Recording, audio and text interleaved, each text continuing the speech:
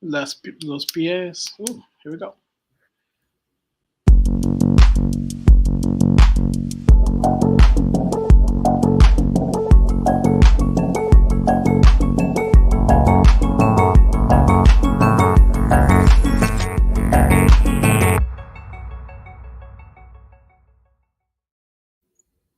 And we're live. Estamos en vivo, Pablo. ¡Woohoo! Rise. Wait, what? No, espera. StreamYards nos jugó una mala pasada. Básicamente dijo, se quedan callados. Así que lo hicimos. Pero ya estamos de regreso. Sí, estábamos pensando que algunos de nuestros países nos descubrieron. Espera, ¿quieres decir que StreamYards llegó a Brasil? Ya parece que ya llegó a Brasil. Sabemos que X llegó a Brasil. Vamos a estar hablando de eso. Vamos a estar hablando de muchas cosas interesantes. No quisiera sonar como una de esas personas que habla de puras conspiraciones y asuntos similares, pero se los advertí durante años. Hey, va a ser divertido. Sí. Es una época. Nunca imaginé que cuando estamos a punto del levantamiento de la inteligencia artificial, es la estupidez natural la que nos va a acabar. Bueno, eso siempre, la estupidez natural es siempre la natural. Y ahora los amigos que tenían las camisetas y las playeras que decían, todos mis amigos que conocían todas las conspiraciones tenían razón, ahora es un buen día para ponérselas, porque parece que todas las personas que decían que ciertas cosas iban a pasar, pero la otra gente, no, eso nunca va a pasar. El gobierno siempre tiene nuestro mejor interés en mente. ¿Sabes cuál hubiese sido el mejor negocio de la vida? Empezar un sistema de apuestas de cuando Alex Jones tiene la razón.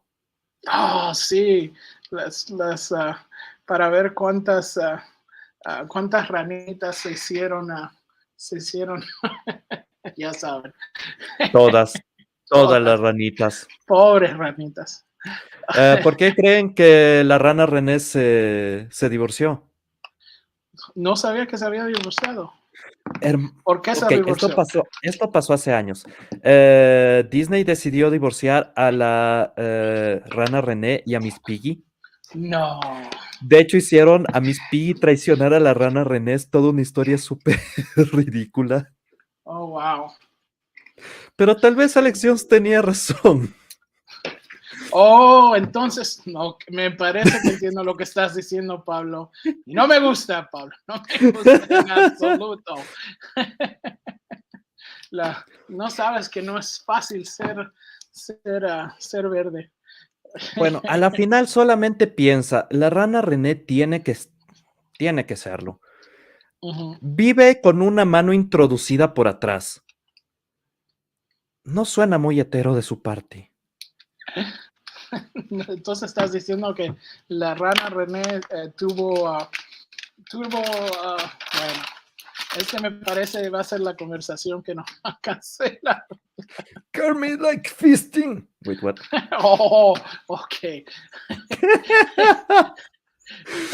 Ay, vamos a terminar subiendo. Vamos a continuar con nuestro tópico en la mano, que dice que el imperio de Brasil, como tan imperio que es, tratando de igualarse a lo de Star Wars, está tratando de cancelar a tu amiguito Elon Musk. ¿Qué piensas, Pablo? Déjenlo volver. No, espera, esa era la campaña para Abdalá Bucaram. En todo... Maldita sea, mejor no hablo de cómo funciona la política en mi país o nos vamos a ir a una guerra. En todo caso, Esto es una de las cosas que voy advirtiendo, el hecho de que el Internet se va a nichificar y se va a empezar a dividir por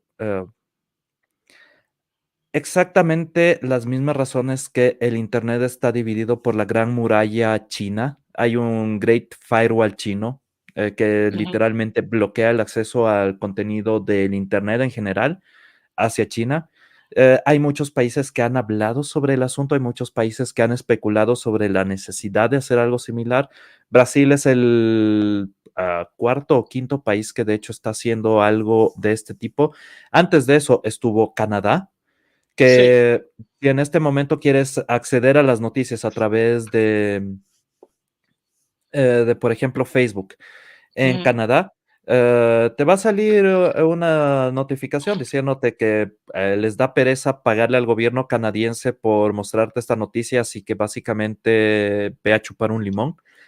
Eh, También ha pasado en algunos países en Europa. Lastimosamente, países como Dinamarca están bastante torcidos hacia la izquierda, así que han tomado algunas acciones. No es al mismo nivel, pero han tomado algunas acciones que han limitado. Australia es otro país. De hecho, Australia creo que fue el primer país en banear contenido en Sí. Facebook, en Twitter y en otras redes sociales. En esa época existía Google Plus, si estoy en lo correcto. Y Google Plus es una de las cosas en las que dijeron, bueno, Google, nos vas a ayudar a censurar, y Google fue un bueno papi.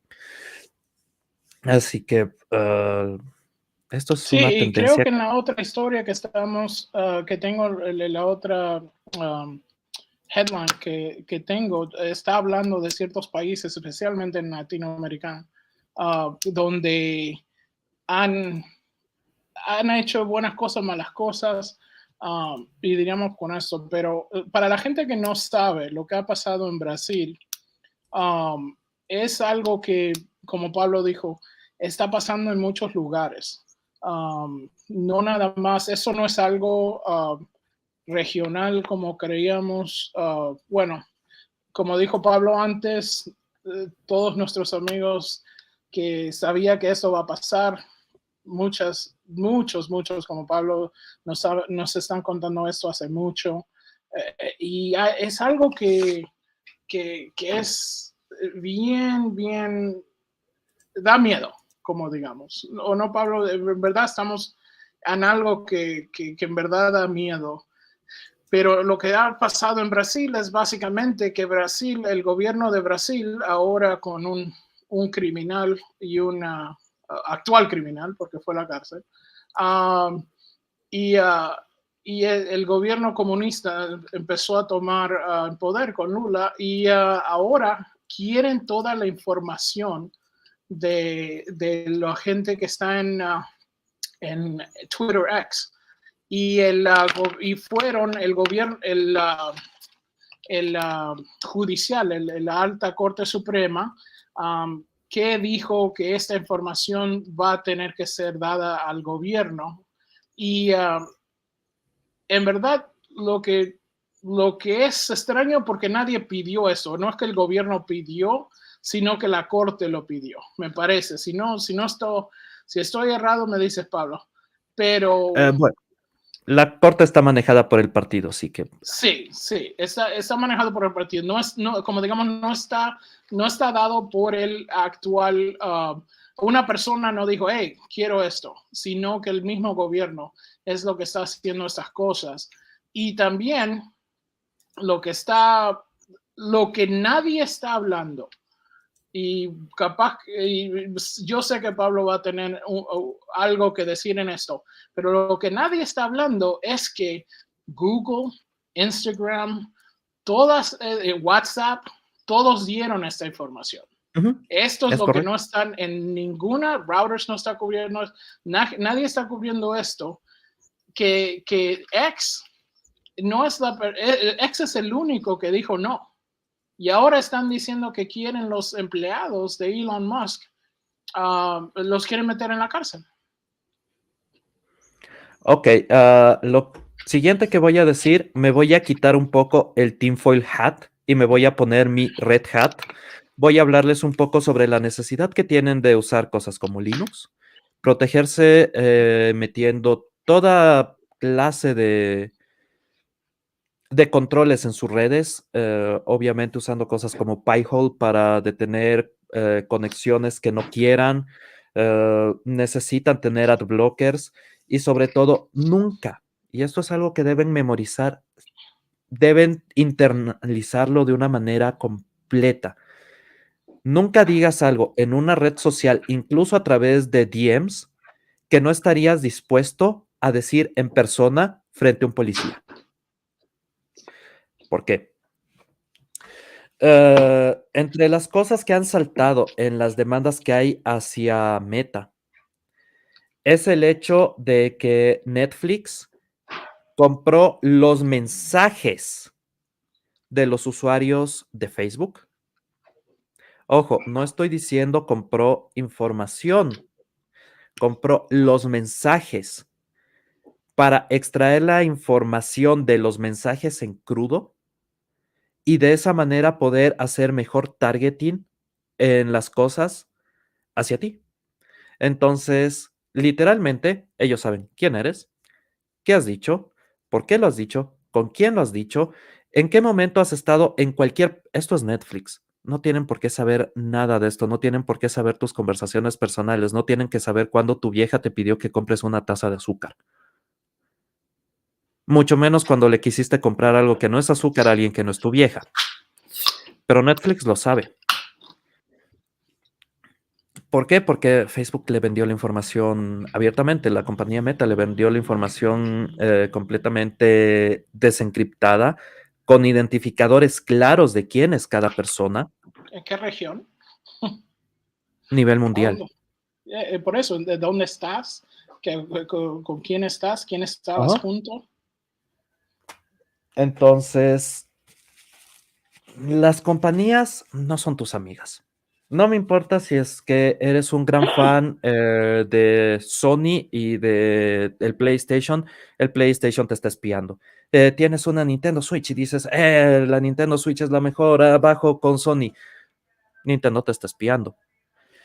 Tienes una cuenta de Twitter. Twitter en el último año, a pesar de Elon Musk ser el dueño y haber hablado tanto de free speech, de libertad de expresión y todo, en el último año ha aceptado peticiones para censurar contenido con mayor velocidad de lo que lo hizo durante la época en la que estaban tratando de hacer que caiga Trump. ¿Ok? Twitter no es una red de libertad de expresión. Cualquier persona que te diga que Twitter es un lugar de libertad de expresión no solamente está equivocado, está endoctrinado por una charada mal llevada. La realidad es esta. Twitter está de la misma manera en la que lo hacía antes de Musk, vendiendo tu información, entregando tu información a gobiernos. Cada DM que mandas es recibido por otro gobierno, no solamente el que te tocaría. Gobiernos como China obtienen esta información, gobiernos como Rusia. ¿Ok? Entonces, si tú en algún momento en una conversación llamaste a Taiwán, en una conversación privada, no en algo público, llamaste a Taiwán un país, China te tiene en la mira. Espera un poco, Pablo. Yo quiero decir que Taiwán no es un país. No, Taiwán es un país. Taiwán es un país. Taiwán no es un país. Gran Mao que estás escuchando. Pablo está hablando de Minecraft. Ok, Pablo, go. Ok. Esto es una realidad. Esto es algo que no se puede negar ni se puede tapar el sol con un dedo.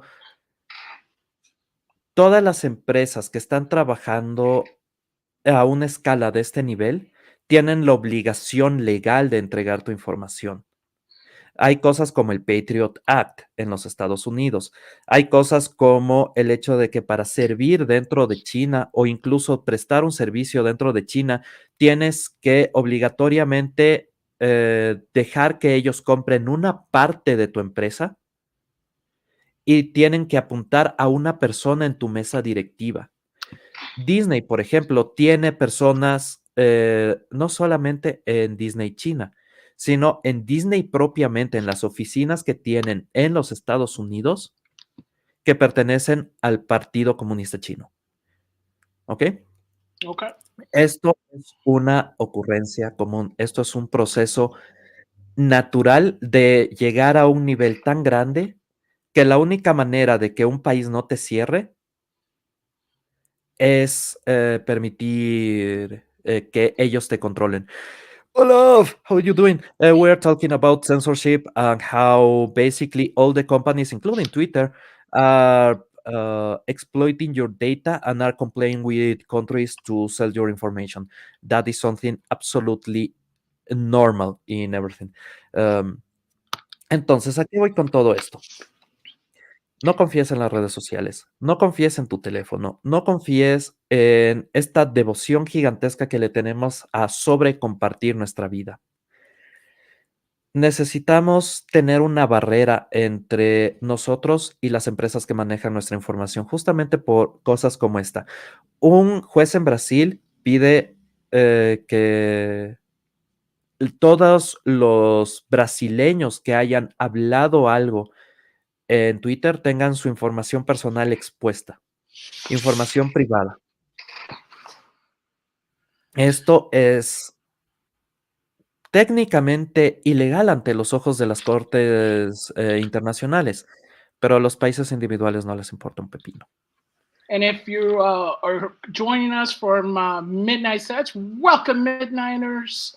Over 200 of you. Smash the like. Thank you so much for joining us. What we've been talking about is basically the Brazilian government overextension into X.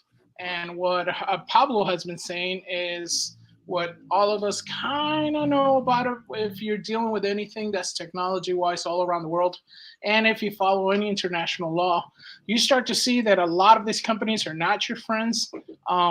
We start seeing that Instagram, what was Facebook, WhatsApp, and everything did sell out all their subscribers and gave that information to the government. Elon Musk, yeah, he said no to some of the information, but at the same time, as Pablo was saying in Spanish, they might not be your friends, and if you want to, pretend that it is, it's better yet. Don't say anything online if you are not. You wouldn't be happy to say to a cop in front of you. Don't try to say anything online that you wouldn't say maybe to somebody if your family members are close by, anything, because that information, it's already being shared, it's already being sold. That's how these corporations make money. They sell your information. You're basically a walk-in information data mine for all this company. And we are seeing the overextension of this in a way in Brazil, because it's not like somebody really asked for this information. This information was just turned in because the judge decided that this is information that the government needed and wanted, so they can target people who thought a certain way that the government didn't think that they should. Now think about that for a second. How crazy that is, right, Paulo? This is one pointer that if you have seen the videos for Mi Message on English, there's one sponsor that called Incogni that basically tries to delete your information from other sites. You pay them to do that. And one of their talking points is an actual talking point that I will say when I'm talking about network security with a customer, with a client. That literally even your healthcare system, your healthcare provider will target you based on whatever you do on social networks, whatever information you share, how many times you share food items, for example, if those food items may be dangerous, and they can do that without any human because there's machine recognition on a lot of these mixed. They can track if you may be prone to heart diseases, to raise your primes. They can track if maybe you are a candidate for something like diabetes, if you could get any kind of cancer because you go too much outside and you get too much sun, maybe you will develop a skin cancer. All those things change the prices that you pay for your insurance, and changes the way that even they accept you or not into some policies. So it's really, really important that you know that your information is not private and there's somebody trying to screw you all the time. And it's not because you are a bad person, it's not because you have done something wrong, it's because that makes them money. That's absolutely everything about this. Why even Twitter sells your information, and Twitter sells your information openly. If you have read their terms and conditions, they are telling you that that's exactly what they will do, and without any encryption. Why does Meta sells this information? Well, I work on ads. I work making SEO, search engine optimization. I work making digital ads. That's why I'm kinda good making the ads on the videos, because I work with corporate stupidity all the time, and I know how to deal with a lot of these pointers and all these fluff that they want on the videos or on your web page or anywhere. A lot of this information you can Yeah. actually make really clear to who you want to sell. For example, if I'm making an ad on Google, I can say I want, if I'm a big enough brand, let's say Disney, I can say I want to target this to people that may be confused about their sexuality, that are between this age and this age. Normally, because of COPA, you cannot sell stuff to kids. COPA, Child Protection Act on the United States. You cannot sell stuff to kids under 13. You cannot track the information on kids over 13, but you can pinpoint if a kid under 13 is using the parent's account to sell them, let's say, puberty blockers. That's a thing that actually happens. That's a thing that Disney will do. That's a thing that Pfizer will do. And I'm not talking about conspiracies. If you go to your back panel on Google Analytics, you will see all this information. You can actually track all the information that you want without actually being a big company.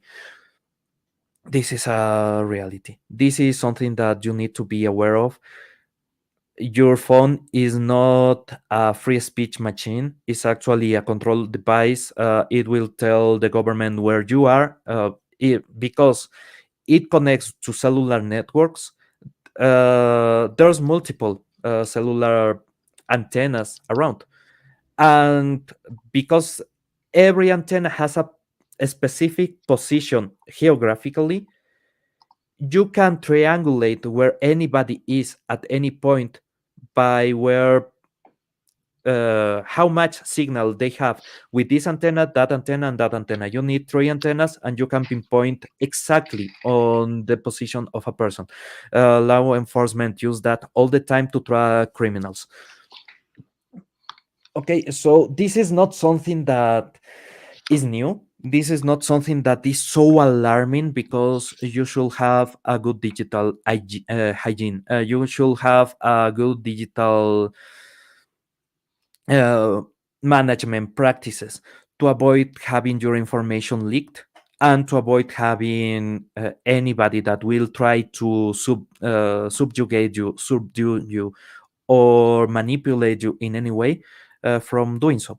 And that means Meta, Facebook, Instagram, WhatsApp, etc., etc. Microsoft with their consoles, the artificial intelligence and everything else, and basically everything. Because it's easier to sell you shit. Sorry about the language. It's easy to sell you stuff if you want to optimize how much a person will buy. Right. You just spy on them. And if you are a government and want to track the tractors from your government, like Brazil is doing, if you want to search for people that may be voting for the other guy and not you, you can pay to have that person banned. That's basically Hillarying them on the internet, or you can get a person Hillaried on real life. In real life. But a lot of things that what they're doing, I mean, you don't realize how much control you have. I mean, sometimes your phone is listening to you, like Olaf says. You get a pizza ad because your friends were talking about that pizza. You look at a product or something, and now every single social site that you're on, that product shows up. I mean, they're using this also politically. And Mhm. what's happening in Brazil is basically it's complete opposition control. They're controlling the social media sites where you can't say X or B. They're controlling the site so you can't share certain things.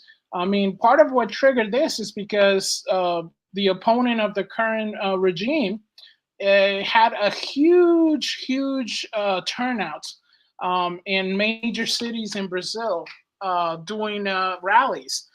I mean, we've heard what's happened here in the United States with rallies and not being Mhm. covered and stuff like that. So it's very similar. It's very scary. But at the same time, anybody, like Pablo says, anybody who's in the field or behind the scenes at this, they know that all this stuff is happening. There are tips. Maybe Pablo, what we should do one time, maybe to record a Yeah, video on what people can actually, do to keep safe. I'm actually sharing something. If you can put it on the Let's see. screen. All right, let's see. Um, Okay.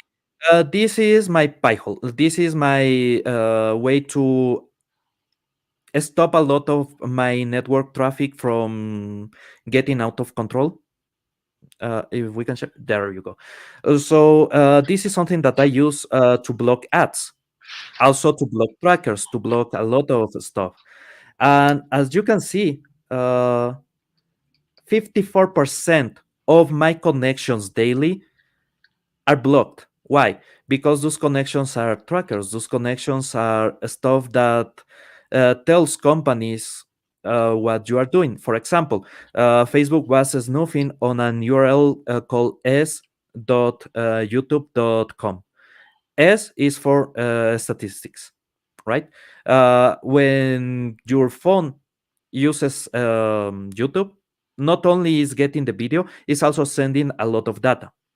That data is through s.youtube.com, and in that, Pablo, what's app? What's this app that you have? this is a Info Pi on that. hole. So I have a Raspberry Pi 4 uh, connected to my network, and is resolving all the DNS queries. DNS is how you know. Basically, you have the URL, let's say google.com. That's just a mask. That's something that your browser reads and asks another service, hey, what's the IP of this? Oh, it is 192 dot da, da, da, da. Okay. And that's the way that it can search for the server and communicate, right? So 54% of those queries are blocked by my system because it's basically ads and trackers. Half or whatever you are doing on the internet is not you doing something, is the internet spying on you. Right. This is actual data. You are seeing my software.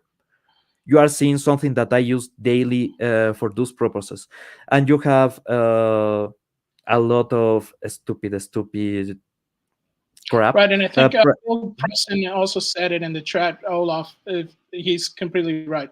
So Pi-hole is basically the software.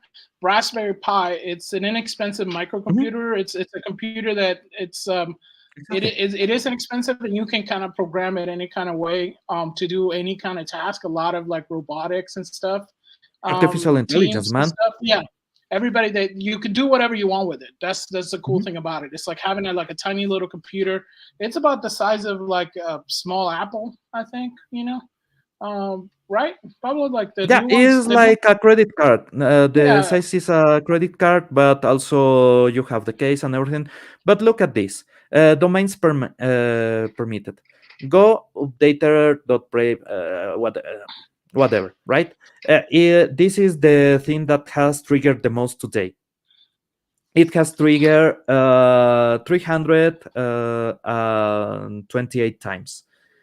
While assets.msn.com, that's obviously for ads from Microsoft, has tried to hit 6,736 times. This is blocked, by the way. So the most used URL on my system has tried to do that I permitted has tried to do 300 times connection. While ads, it's 6,000. That is what you're dealing with on the internet. That is why you should have protections. It's like using a condom. You need to use a condom. No matter if you love her very much, you use a condom. No matter if you like the internet a lot, if you will marry the internet, you need to use protection. That's it. The VPNs are good, not really safe, but are good. It's a good way to hide yourself in a hype, right. And it's right? also good You to stay where to get content that you might not Mhm. usually get that's how we watch a lot of the animes that comes out of Japan and Yeah, stuff like that, or news from other countries. but even on that, you still should never do Right. anything that you will not do in public. Correct. You will do in public a lot of piracy. Let's be honest. We do not condone But at Midnight Session in Espanol piracy or anything of the sort. Pablo is now talking about things that happen in Minecraft. yo ho ho ho, yo ho ho ho. Wait, what? Oh, so yeah. Sorry if I went in too much of a No, tangent, that was but great. yeah, this is really important for people to understand. You are not safe on the internet, and you should never be safe on the internet. Yeah, that pack of cigarettes sounds a bit like Kevin Feige and Bob Saget combined.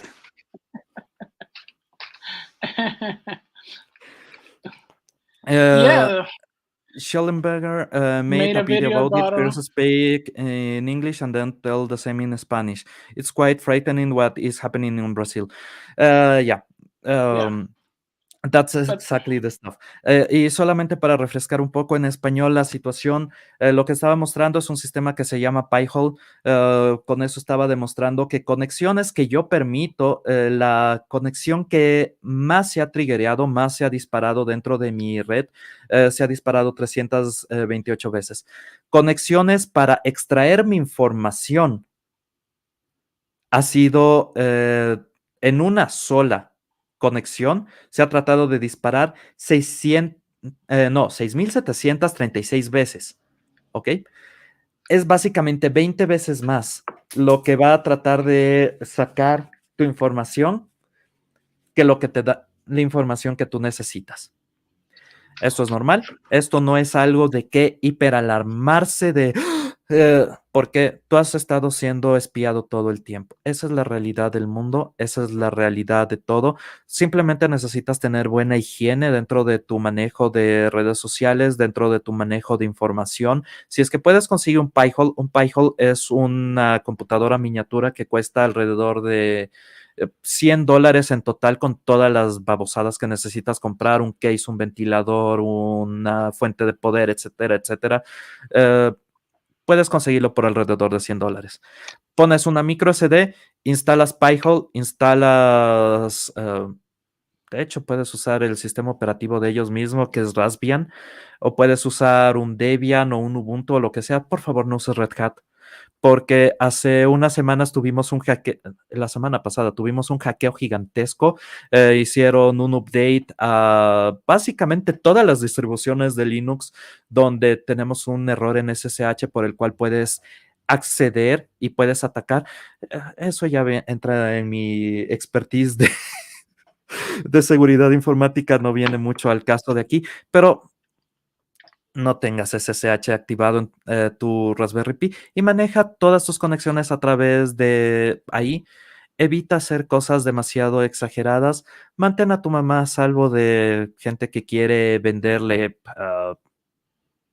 De hecho, estoy seguro que tu mamá va a agradecer el tener muchas mejores ads, así que tal vez es un caso perdido, pero puedes protegerte del Internet, puedes Sí. protegerte de los malos actores y puedes protegerte sobre todo de las compañías y los gobiernos, que son las personas que más espían lo que tú haces y son las personas que más quieren afectarte de alguna manera. Sea cambiar tu voto por el partido que más les gusta, cambiar tus hábitos de consumo para que, qué sé yo, dejes de comer carne y empieces a comer insectos. Klaus Schwab. Eso es algo que de verdad ha pasado. Hey, lovely Sherry, how you doing? Hey, Let lovely. me say hi to the chat because I see a lot of people. Doc Fortune, how you doing? Olaf, how you doing, man? I cannot read this name. I think it's THMSMGNM. Empress NM. Oh, that makes sense. Yeah. Bill S. Peterson, how you doing? War Monkey, long time no see, man. Got Bill Preston Esquire. How you doing? We Oh, got Dungeon Master Empress, Blaster, how you doing? Bissinger, Doc Fortune. That's the We name got I didn't recognize. Uh, oh yeah. yeah, just sub. Thank you so much for subbing. Right? THMSMGNM. Yeah, there you go. We got KNS19996DFS. It's funny because those are like the kind of like names that we probably, you know, I know my everybody gets me on mine because my wife's is like, yeah, you should put the channel name and throw the thing. I'm like, I think it's too long. It's like, nah, you should do it. And I'm like, okay. I was like, you know, it's too long. Dude, But welcome I'm everybody. okay. There's a couple of reasons why I say that Gary Nerdrotic will go to not on a million. I think his cap for his channel is around 5 millions. Mm-hmm. Uh, that's around the point where he will start to lose a lot of traction and he will just get a constant flow of users of already existing users instead of influx New. of new users. Mm-hmm. Is because one, his name, the name of the channel Nerdrotic, is really good for SEO tracking. Yeah. It's really easy to recognize. It's really easy to manage. His logo is also really, really good. I think Yeah, that's a he cool logo. was it is a strike of genius, the way that his Yeah. branding works. That on top of the quality of his videos and everything. But the branding is killer. Yeah. If you have a name of a channel that it will still ring on your head after a couple of weeks later, that's a channel that will generate a lot of traction really fast. Yeah. And yeah, the quality of the content and everything is great. Gary is killing it, but his marketing, and it was just his mind going into the best path that he could think of. It's absolutely genius. And Perry Chan, if you want a source of inspiration for me as a video editor, Perry Chan is Perry Chan absolutely is, great. yeah, Perry Chan. Hail He's Perry Chan. he's old Dude's school. I yeah. keep saying Perry Chan understand what make Jontron great, and Yeah. Jontron is the archetype for an actual internet personality.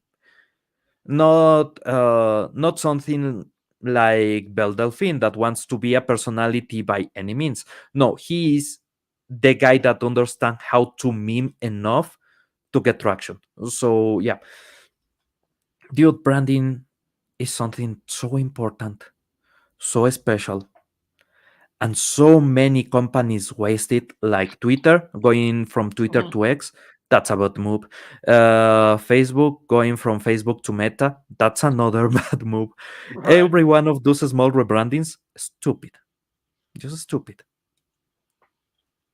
Well, talking about rebranding, I think part of the thing that's happening right now in Latin America, it's a bit of a rebranding because while some governments are censoring and stuff like that, a lot of people are taking to the task saying that the censorship is basically for the people who are trying to get this information out to you is the ones that are being censored. But most of the time, what's happening is that a lot of this, I mean, if you're a Canadian and you're watching or anywhere that's not the United States, you have a lot of what we call propaganda TV because the government kind of owns the the airwaves in a sense. Mhm. And what a lot of it's kind of like a give and take because you have good, like anything else, you have good journalists, you have bad journalists. And what's happening now is such a contrast to what's happening in Brazil in a way because you have countries like Argentina, which I'm have Latinx no place here. Although the check the replay early. Pablo did give a good explanation about how Kermit the Frog might be Latinx. Just saying. Not Latinx, Yeah, but old school, old school. yeah, Kermit the Frog might be they them. It yeah. Thanks, Alex Jones. Yeah, thank you. Alex. All right.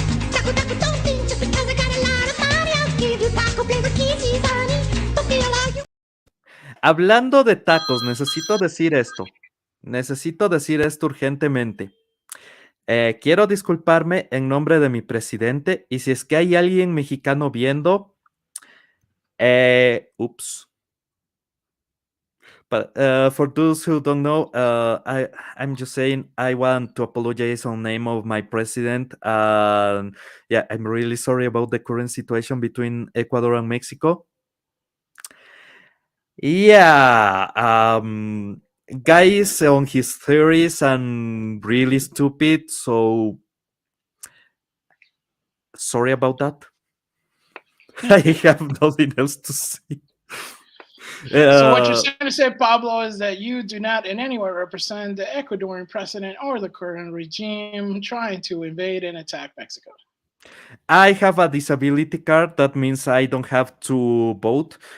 In my country, vote is not something that you register to. It's something that is an obligation. You have to go to vote. If there's new elections, you have to vote. If you don't, you have to pay a fine and you may go to jail for not voting. Straight to jail.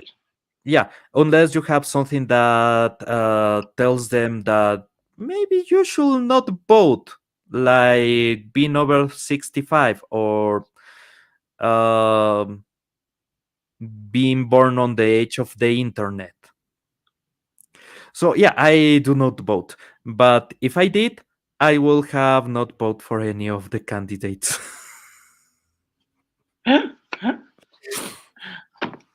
Politics of my countries. Yeah.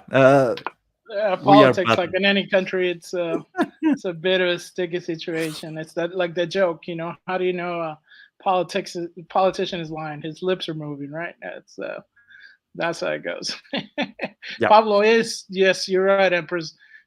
Too crazy to vote card. That's what Pablo has. Too crazy to vote. I think we should give those out here in the United States and in Brazil. The worst part is that I have participated. No, it's not I'm too crazy to vote, it's I'm too autistic to vote. I'm a software developer. You should have Right. guessed that. Yeah, I'm a bit Yeah. out there. Spectrum. It's like you go to any developer conference and you don't ask if somebody is autistic. It's just you are amazed when somebody isn't. Right. But yeah, we're trying to see how crazy Lo, like the world is right now, and lo que vamos a callamos los ver programadores. puros programadores locos o no. Uh, I was showing Fletcher the developers clip, and Oh then my the gosh, video yeah. clip. Still, Steve Ballmer was presenting something about Windows, and he is like, "What's the most important thing for us? Developers," and he's all sweaty and he's almost He's dying just on sweating stage. all over the place. Yeah. Dude, the Windows 7 era was a blast. I was doing news coverage for a blog about the Windows 7 launch, and I was on the Microsoft offices telling them how I tried to hack into Windows 7 and I couldn't, so I was giving them props to that. Then I followed but Windows Vista.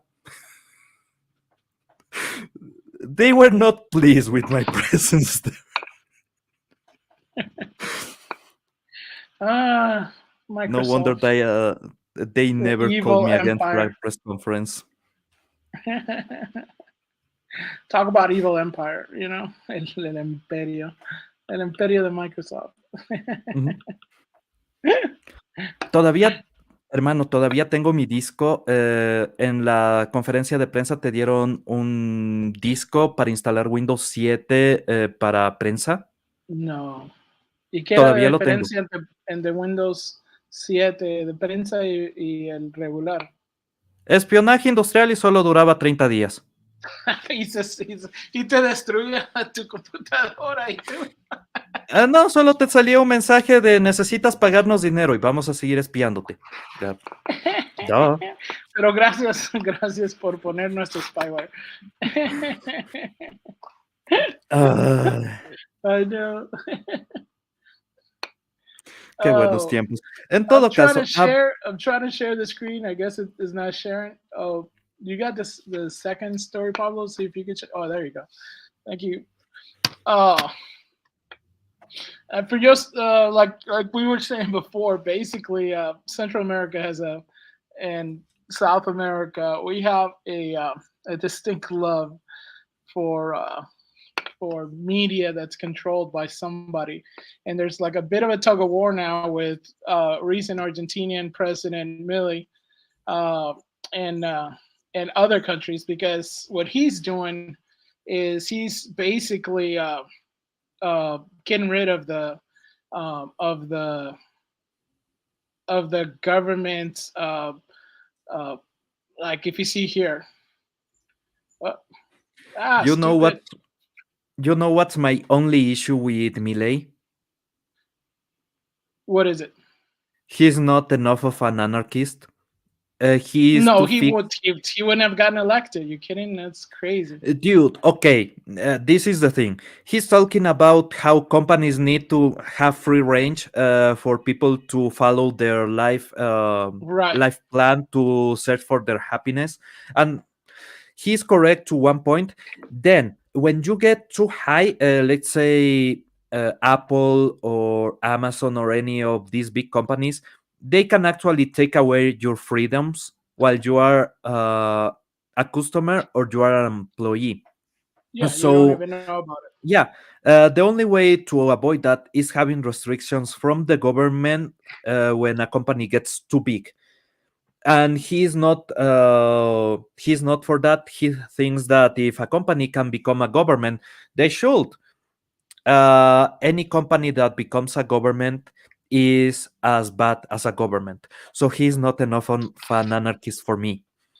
Oh no, no, he's definitely not. He's in other words, Milei, if you guys don't know about him, he's the current president of Argentina. He's a labeled a libertarian, and he is doing some good stuff in Argentina. He's doing a lot of the same stuff you would say in Argentina. But if you're not reading, if you can't read this, basically we'll read it for you.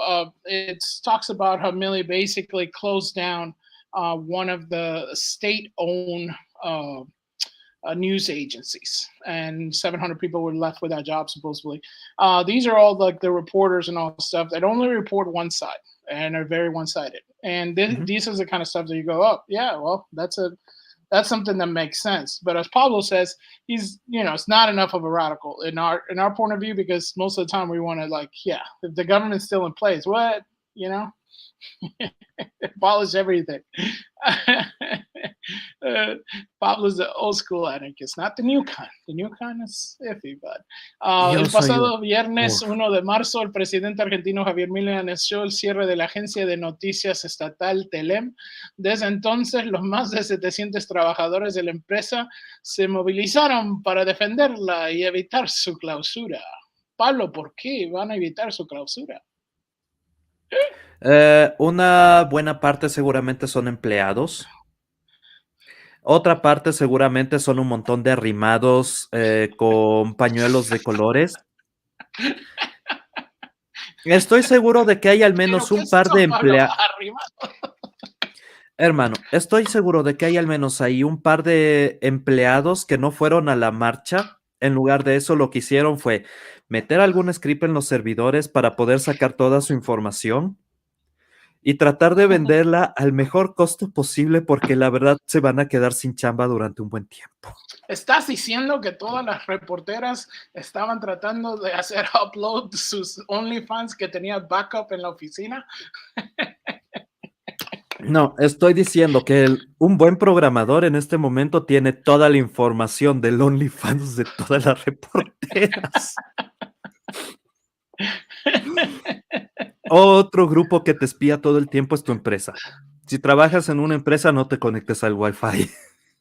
Sí, no, Miguel Parra dice, no solo son empleados públicos, sino que además además están cargados del peronismo.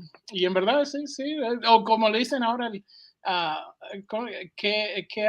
kernegismo, ¿cómo le dicen la kernegisma? Manga de chusma, rimado, como dice Pablo. Hermano, ¿sabes qué es lo que necesitamos de regreso? Condorito. Condorito enseñó el vocabulario más confuso posible a nuestros padres y abuelos. El sujeto que escribía Condorito se creía Stan Lee. Para los que no sepan, los chinos pueden tener Sun Tzu, el arte de la guerra, pero nosotros, señor, teníamos Condorito.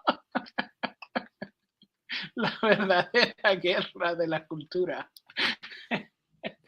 Pero peronismo es una tendencia política argentina, pero no es algo de lo que se hable mucho últimamente. ¿De verdad la gente todavía habla de Perón en Argentina? Eso sería una buena pregunta para un argentino. Si hay algún argentino, ¿qué tanto se discute sobre Perón?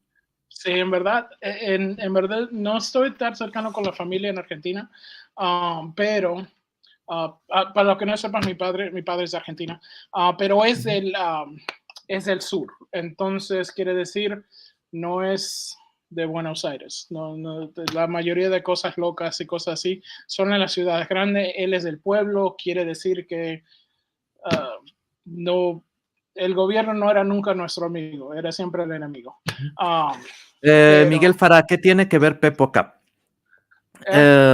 Antes los chistes en nuestros cómics, en los cómics que salían dentro de Latinoamérica, venían bastante cargados de odio hacia todas las políticas, especialmente si es que tú lees cosas como Condorito tenías.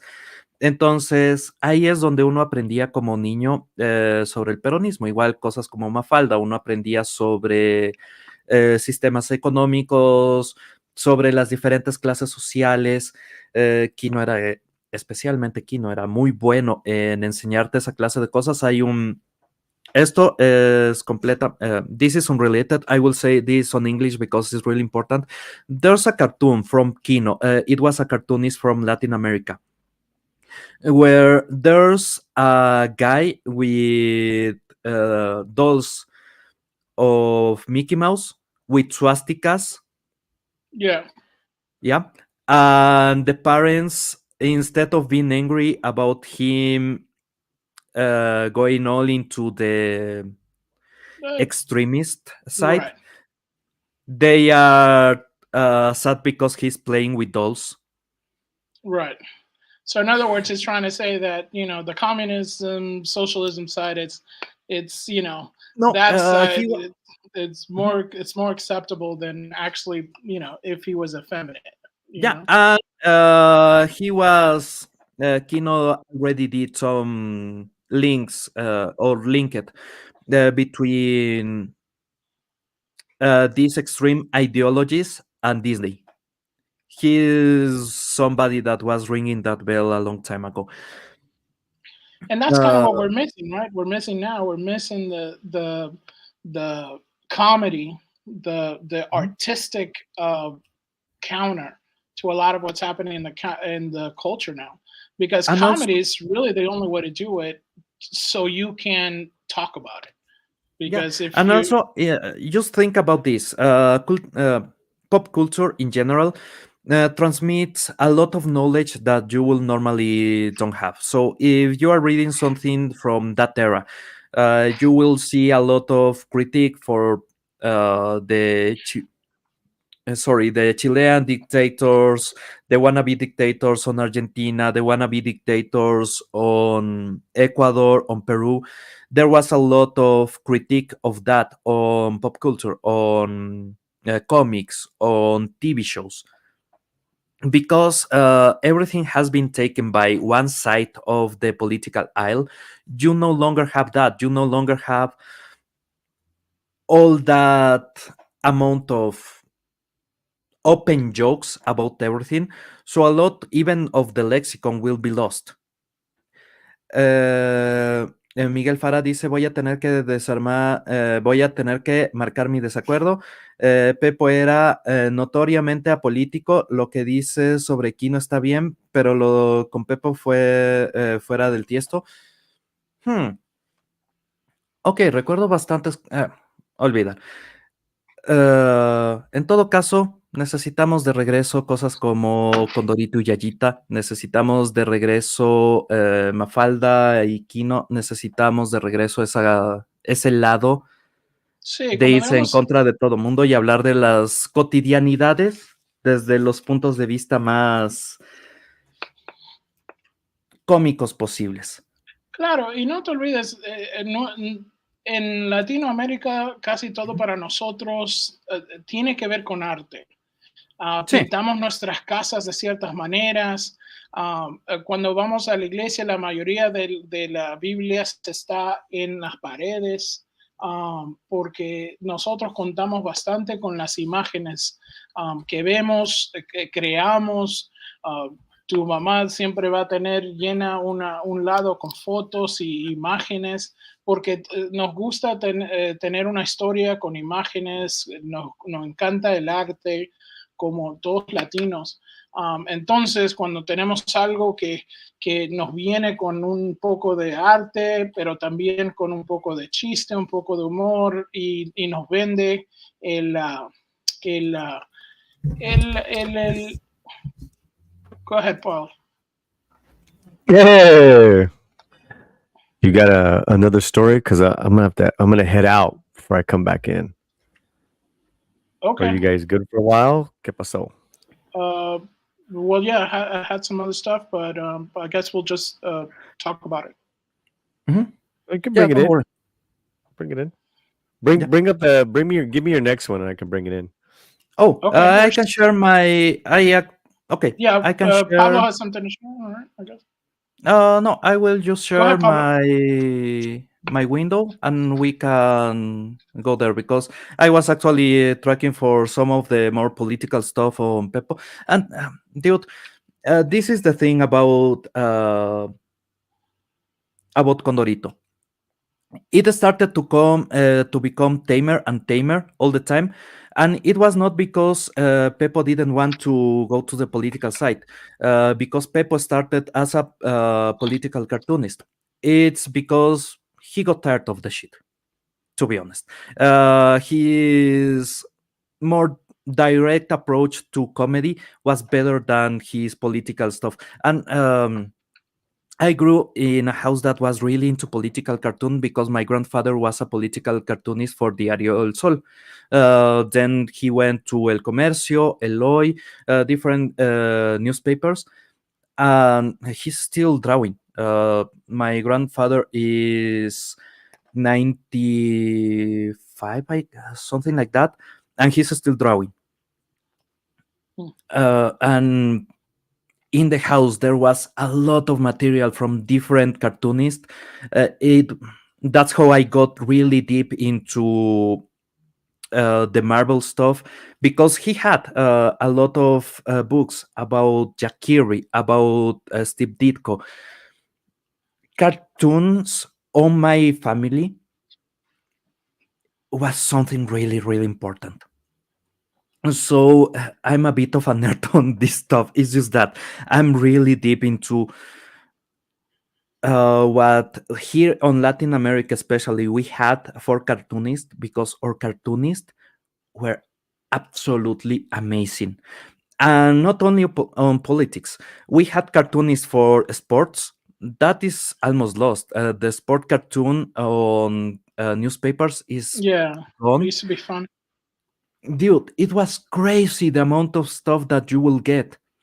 And also they influence the announcers. I know that a lot of people, make fun of our Yes. announcers for sports, but I mean, you might not realize, you see the augmented voices, the way they say things, the inflection. I mean, like, in English, football or soccer, when they tell you stuff's happening in the game, it's very, very muted. Oh, he passes to it and all stuff, but we're going insane. That's from the cartoons. The cartoons, we got a lot of the exaggerations, much like, anime sometimes got a lot of stuff from, Kirby and all stuff, the exaggerations and stuff like that.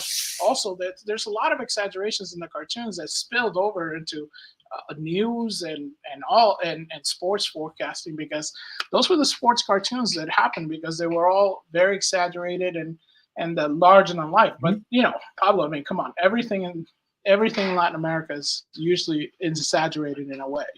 That's our Dude, thing. we are absolutely crazy about going overboard in a lot of shit, and I actually love Right. it. Yeah, I mean, Okay, there's memes all over the thing, isn't it? I mean, memes that are like, oh, there's a fight going on, and the dog, the cat, and everybody like goes outside, because it's like el chisme, Come on, man. Oh my God, yeah, I was checking this out. So yeah, this is I'm just awesome. Yeah. okay. Here's the deal: we have this screen that we can share, this window, and that's all. So I will be getting the stuff that we are talking about here. Can you make it bigger so we can read Sí, it? Miguel, entiendo bastante tu punto. Como digo, es simplemente la cantidad de información que había en mi época. Algún día me encantaría mostrarte las caricaturas de mi abuelo. Lastimosamente, para mantener un poco de privacidad, prefiero no hacerlo en stream. Mm-hmm. Pero la cultura de esa época era mucho más interesante para mí, porque había una diversidad gigantesca en los cómics, en las historietas latinoamericanas, que la verdad está muerto. El Ecuador ya no tiene cómics hechos en Ecuador propiamente. Chile tiene algunos caricaturistas buenos, pero no estoy seguro si es que en Chile tienen todavía revistas de cómics hechas en Chile. En México todavía hay. México tenía Calimán. Calimán es... Yeah. Calimán. Pero sí. También tienes muchísima razón que al final Condorito ya ni siquiera se metía, ya no se metía en política y lastimosamente eso fue gran parte la presión de Pinochet. Pinochet hizo lo mismo que aquí en el Ecuador hizo Rafael Correa. Rafael Correa puso una ley que si es que tú hacías una caricatura con respecto a él, te podían meter preso. Es la única vez que mi abuelo se detuvo de hacer caricaturas. Lo que están haciendo en Brasil, están tratando de hacer lo mismo en Brasil, hicieron lo mismo en Exactamente. Argentina. Y en esa época teníamos el canal del Estado, que el canal del Estado fue una pérdida de dinero gigantesca. Entonces, cambió mucho la manera en la que nuestros caricaturistas trabajaban en la época de Rafael Correa y en la época de la dictadura de Pinochet cambió muchísimo lo que podías y no podías decir en caricaturas y sí, eso afectó a todo, incluso a programas de televisión. Sí. Creo que el regreso real de la televisión chilena al Ecuador fue con Machos. Una novela que fue traducida al español normal. Era una novela chilena que tuvieron que traducir a español general porque sonaba demasiado chileno y era imposible entender. Cortala, po, weón. Ay, hermano. Latin America is a wild place. I will say that. It's a Latin crazy America place, is, yeah. I But think, this video games won't be suitable forever. $70 video game won't be suitable forever. Saber Interactive CEO says. That's bullshit. Okay, let me explain. yeah. Exactly, Miguel, exactamente. Esa es la época en la que murió la televisión chilena para el Ecuador y no fue sino hasta Machos que volvió a regresar al Ecuador. Bueno, what this is saying, $70 video games won't be suitable forever. That's absolutely ridiculous. Video games should be on $60 still. Why? Right. Video games haven't really changed pricing in a long time. The last time that video games went actually to $70 is the Super Nintendo era, where you had games like Airbound that will come with a hardcover book with a lot of really crazy stuff. It will be a really complete package, but other than that, up to the PS5 era, no, we are on the PS5 era, but up to that, we had $60 games for a long, long time. But video games became way more mainstream. For example, when you got the PS2, that piracy made it king, and the playback of DVDs made it king. That's the reason why the PlayStation 2 sold so much, because you had piracy that was really easy to get, really easy to make on home. Actually, you could just download the ISO and burn your disc, and you are playing a PS1 or PS2 game. And DVDs, it could reproduce DVDs, so everybody wanted to have it, so they could watch DVDs. It was cheaper than a DVD player at the time, and also you could play games. It was a really neat deal. Even on that era, when you are spiking on the amount of people that are actually buying consoles, you are spiking on the access to PC games also. The video game development cycle and the video game development cost was good enough for you selling a couple 100,000 copies of your game, and you are already on the green. You are already making a lot of money. In the current era, games of that caliber are not selling just a couple hundred of thousands of games. They are selling millions of games. So you are talking about a tenfold on the amount of money that they are getting. That on top of digital sales that take away the cost of the physical medium, let's say the cartridge or the DVD. You no longer have to package it, and no longer have to store it. You don't have to pay all the workers that do all the process of getting the video games to your hands. So you are saving all that money there. You are saving a lot of money on how much does it cost to develop the game, including rights to be able to sell it on different consoles. Actually, Sony kinda up the prime a bit for the licensing for their consoles, but not that Right. much. And if you are selling under a threshold, you don't need to pay it. That's something that not many people know. If you are an indie developer and you are not selling that much, you don't even have to pay Sony for having your games on their digital storefront. So selling these games actually became cheaper for the company. The amount of stress, the amount of workers became cheaper. The development became pricier, but as different solutions like Unreal Engine 5, as 3D scanning became really cheap,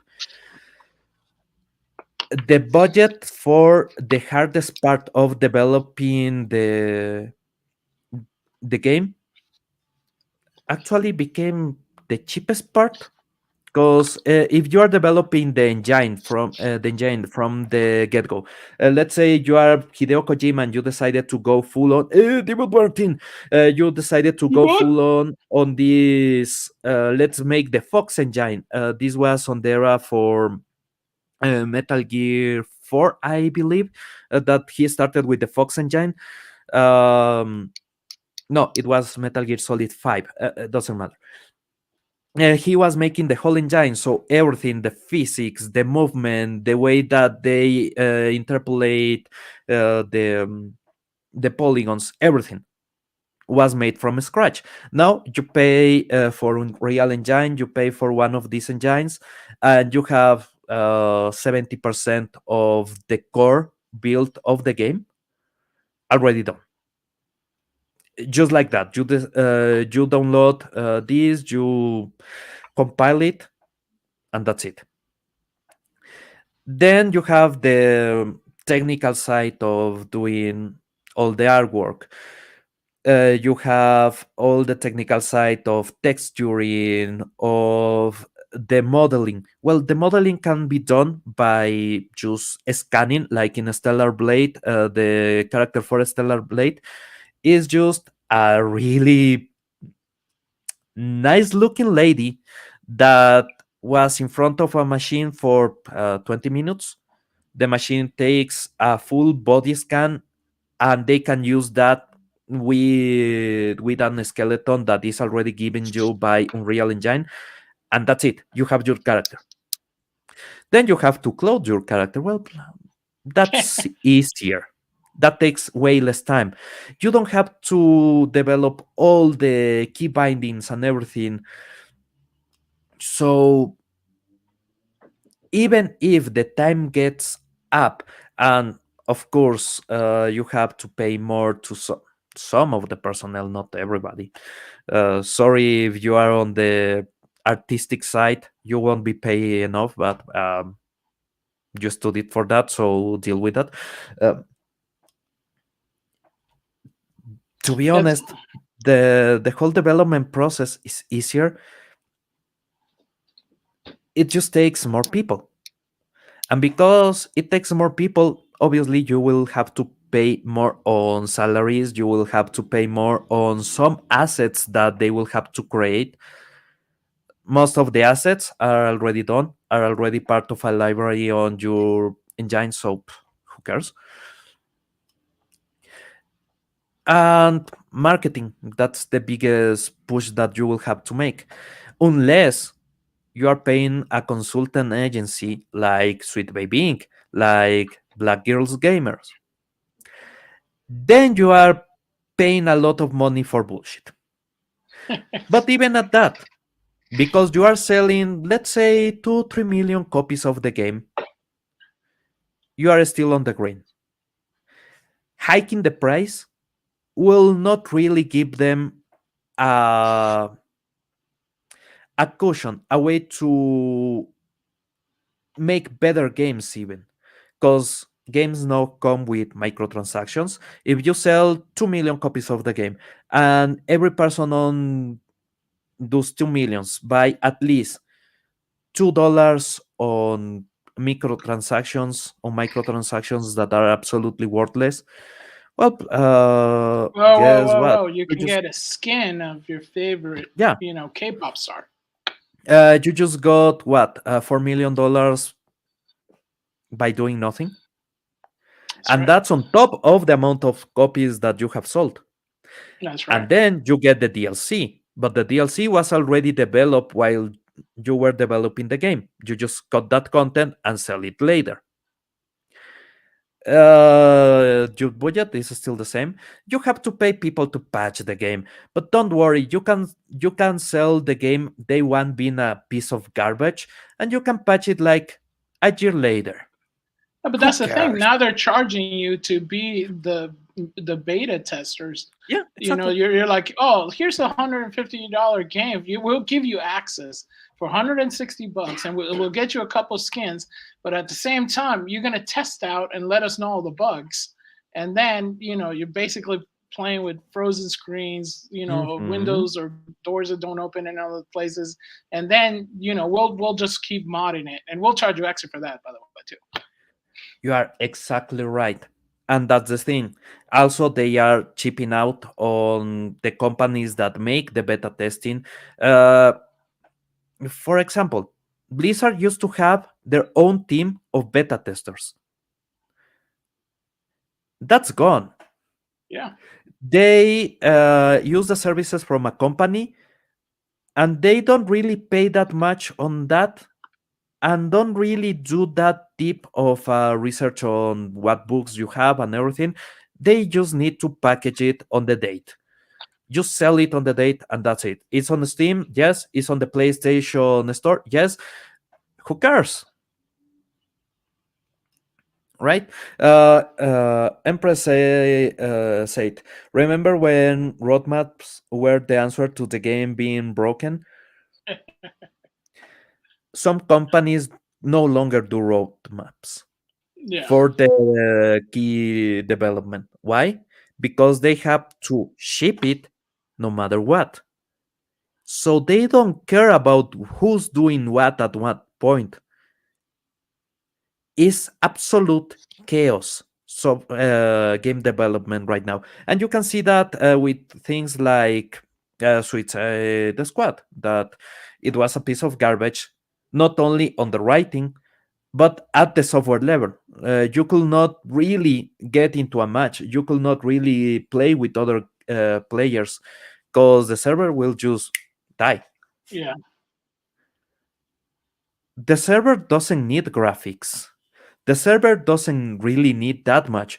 You just need to say, whenever the client machine tells you this, you do this, and send this information to that player. That's it. Yeah. Uh, by the way, the Wii U is dead. The 3DS is dead. The servers for the Wii U and 3DS are down. And that took me. I I took that hit really, really hard because that's the game console where I was playing the most with my best friend up to this date. Because it's free. The Wii U was free. Anyway, Yeah. And easy to access. yeah. It's accessible. Something that you So don't need 50,000 screens and $20 yeah, in private purchases. exactly. And I had a lot of games on my Wii U. Anyway, this is the thing. They are basically cutting a lot of costs from the development of the game that they don't really have to put in anything else. So games are cheaper to make now. That is a reality. That is a reality that they cannot escape. All this is we need to make more by unit because we need to impress the shareholders. Right. That's everything. And this pursuit of infinite growth is making the gaming space really, really bad. So much that you don't need to buy a PS5. You can wait for games to come to your PC. You have spent how much on your PC? Around $1,000 to $2,000 is what you will spend in a decent enough PC to play current games. But you can play every game that has come to PC. You buy your PS5, you may be having some of the games on your PS4, but you don't get PS3, you don't get PS2, you don't get PS1, you don't get Super Nintendo, Atari. On your PC, you can emulate whatever you want. So PC is the best experience bang for your buck. And also, is the cheapest way to buy games because you have the Steam sales, you have all this. The only issue is that modern games are garbage. With some, there's a lot of exceptions to that rule, but current gaming is terrible. Well, I think that goes along lines with a lot of people what they're saying right now. With everything that you have, the Crumpus in Brazil saying this, where they're saying, okay, let's go and list all the stuff that's true community. And the things why people are saying games are working, and in movies maybe it's not, on the fight against a lot of these stuff that's embedding into our culture now, is because games are not localized as much. Game companies are from all over the world, so you're able to fight a little bit more against the stuff, as Paulo was saying. But I mean, the industry in itself has put out so much stuff in the Triple A arena. I mean, like Crumps was saying, let's go back to old games that we used to love and play, and send them a message that do better. We want to play. We want to play good games. We want to have fun with our friends. Saludos, Jesus. Jesus. Okay, I will show you something. Let's wait to Steam to load. I don't run Steam on the start because most of the time I'm working. That's sad. But I want to show you what's one of the games that I play the most, because it's really, really important so you can understand how much fun you can get from something so cheap. Okay? Right. Oh, goddamn, we cannot share, but I can take a screen grab and you can share? I thought you had the... No. I have a way. Trust me, I have a way. Right? Right. Well, I guess D-Bot was saying that he had it up there or something. Sorry, guys, I can't really bring up the, we're limited on the way what we can do. We don't have access to everything. But Malvis was Told saying you I also, had a way. Nice. See? A screen grab on a browser. That's easy. Okay, look at this. Look at how much time I have played this game. 227 hours. You know how old is Age of Empires 2? Oh, dang. Was it 10 years old already or something? More than that. What? How old is Age of Empires 2? Is 16 to 17 years old. What? Yes, this is the. But that's what everybody's having fun. I mean, you go there with your friends, you go have fun. If the game's still working, play the game. It's almost like, I mean, you never hear of people like trading in their old Magic the Gathering cards for, like new ones. You can get new ones, sure, but you can still, if you can still play a deck, you can still play a deck. If you can play a game, you can still play a game. If you are talking my language right now, you're talking my language. I have to disassemble a $700, almost $800 deck because I was tired of the mechanic and I wanted to do something new. My new deck that is even more powerful is a commander on level around 7 and 8. My commander deck right now is worth $500, maybe 600 at best. With It's all the crazy. cards, I have everything that I need on that deck. I can keep playing it with my friends every single day for the rest of my life, and I won't have to pay a cent, right? How much did you pay So, for Empires 2? Age of Empires, it was less than $4. It was on a sale. There you go. It's like And D-Bud saying he's $500 on cost too. Jesus Davila says he's got Saints Row 3. He's been playing it for 2010. You there know what you I mean? go. It's like, dude, it's like that's it. It's like that's what we're saying. We're saying this is the revolution. The revolution for gamers is go back to playing games that you enjoy with all your friends. It doesn't cost that much money because guess what? You probably already have the games. You know, go By the play way, them. this is the amount of time that I have played Age of Empires 2 after I purchased it legally on Steam. Before That's that, crazy. when I was a kid, I used to play this on my high school pirated. The main game and the Conqueror's expansion was $2 on the street. You could buy the CDs and install them on your PC and play it. So this game, all my childhood, I should have played it around more than a dozen hours. And now that I'm revisiting it as an adult, I'm 200 hours. How much money did I really pay for this? $4 and $2 when I was a kid, like $6. That's it. Yeah. How much fun I had with this? All the fun. I have Um, had all the fun that I could ever want from this game.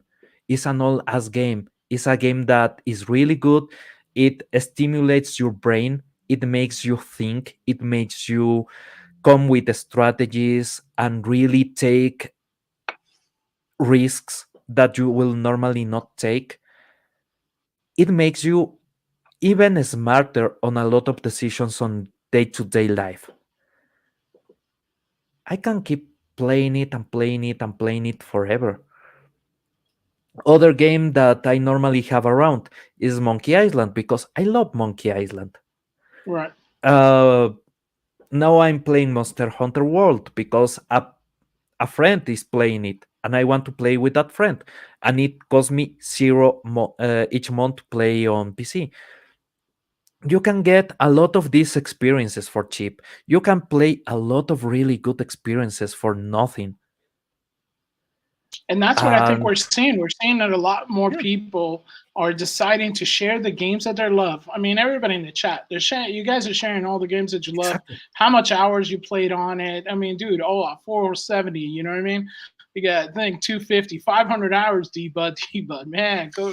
You know what I mean? It's like all the stuff that we could do to basically share our love for the games. That hasn't stopped. These corporations cannot stop us from sharing the love of the game, and you know we're I think we're waking up from a fog that says we don't have to chase the newest thing, and we don't have to buy that expensive thing that's broken, that's given to you broken. Literally, you gotta pay $200, $150 just for they can test you out, so you can test out their game for them and make sure that it works or doesn't work, and then complain about it, and then they have the audacity to charge you so much for the game to then try to ban you because you want to say something to somebody else when they sniped Mhm, you from 500 exactly. yards or something. Look at this. This is Thief Gold. Is the upgraded version of Thief the Dark Project. If you don't know, this is a first-person shooter from a long, long time ago. Okay, this game I haven't played in a couple of years, but how much I have played? 45 hours.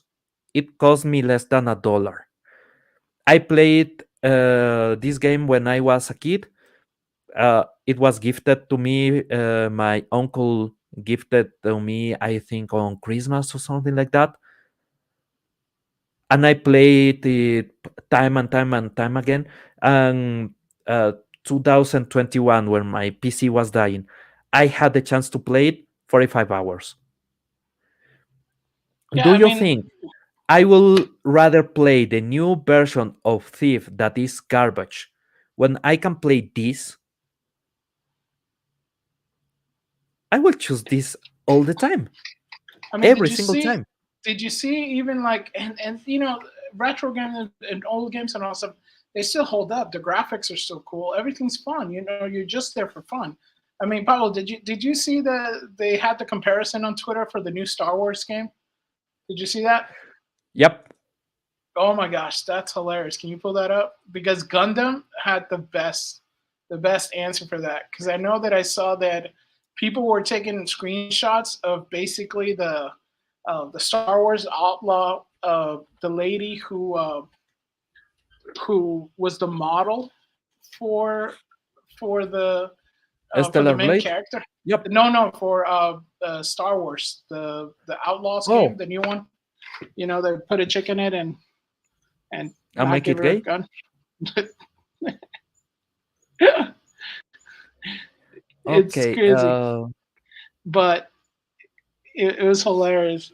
So if you guys haven't seen that is Oh, they're by the literally way, wanting to pay like $160 for this game. you talking about Gundam, remind me. If you haven't seen, it's already a week old. Gundam had Kirsche on his show.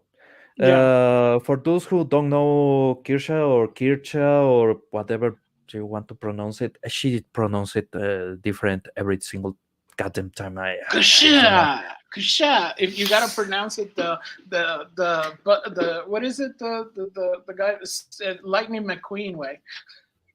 Oh, okay. She's a VTuber that talks a lot about DEI, about ESG, and about Breach. Breach is a consultant initiative Hmm. to make everything DEI, and I mean everything. Right. So if you guys don't know, DI obviously it's the way that large corporations right now are being influenced because that's the way they get money funded to them as in the form of loans, and they have to adjourn to it. Well, now this new kind of everybody's kind of a little bit aware of DEI in a sense, not in the normie sense, maybe not as much, but Bridge is kind of like the Mhm. steroid of Be, DEI, right? be Right, Pablo? really It's like, mindful about Breach. Be yeah, really mindful about Bridge Breach. is like the stuff And that well, want to get mhm. the government completely on board. But if you want to know more, watch Quality Content number 12. Is the live stream that It's a Gundam does. Actually, after this stream, he already be streaming, so we can rate him. Sorry, me no English good, Uh, but yeah, you he can go had raid Kersha, him. and trust me, is really worth the watch. Uh, Kersha is a really, really good YouTuber, pointing everything that is going wrong with the world right now. Pay her attention. Trust me, you need to pay her attention. She is really smart. That's my recommendation. And also, since we are talking about VTubers, Pipkin Pipa. Watch Pipa because she's hilarious. Also, she is based as hell. I cannot find the tweet from Yeah, It's a Gundam. I sent you the part of like the story that they're kind of talking about, and then I sent you what Gundam tweeted Oh, on on Twitter? Twitter. Yeah, I don't know if you could Okay. bring it up. Yeah. But Don't worry. yeah, that's it's a bridge it does sound dehumanizing, and you're right because it is. It's basically getting you to a numbers level. I mean, that's what a lot of this stuff is, and we kind of started the roundabout way because we saw how Brazil they're doing it. But this is Kotaku again, being Kotaku, but this is the new game the new Star Wars game, called Star Wars Outlaw. And if I'm not wrong, Pablo, isn't this like I think it's like $120? I mean, we were talking about $70 games, right? This Mhm. is this game. If you want to play it early, I think it's like $120. And don't correct me, chat. I mean, I'm sure that you guys know more than we do here, but I think it's like $120. And if you want like some kind of skin, it's like 160 pre-ordered. It's a first person shooter, from what I understand. I don't know if she even has a gun. Um, and as you can see, she's got the official Mexican pet in her shoulder. Um, and according to Kotaku, which that's kind of like a joke in itself, right? According to Kotaku, we should make T-shirts. That could be the new actually, right? Actually, it's according to Kotaku. Evergreen from last year, Star Wars Outlaws Backlash proves we need more women protagonists. But did you Yeah, see but what? then you have Bayonetta and people go like, no, we don't want that kind of girl in the Right? games. And then you get the Stellar Blade and that's too much as women don't have passes. Yeah, but that's ridiculous. That's the funny thing, because they're like, remember all the jiggle physics that people they wanted on testicles on Boulder Gate, and all this kind of stuff about penises not, and raping bears and stuff like that. But that's okay to sexualize that. But oh That's my gosh, right. isn't this hilarious? That's the whole thing that Dude, I was saw when Gundam put that out. I was like, they made her so ugly, bro. And then they have like the thing is like. It's like, Decoy was like, stormtroopers come out and play. I can't unsee that now. Every time I see that, now I just see that. Tell me that's not hilarious. it's fair. Dude, okay, here's the Japan and Korea are absolutely destroying the Western gaming industry Yeah, so easily because they understand that maybe you need something nice to watch. Okay, right, I'm an old school gamer. When I was playing most of the games, I will play with the female character. You know right, why? I will be seeing that ass for hours. right.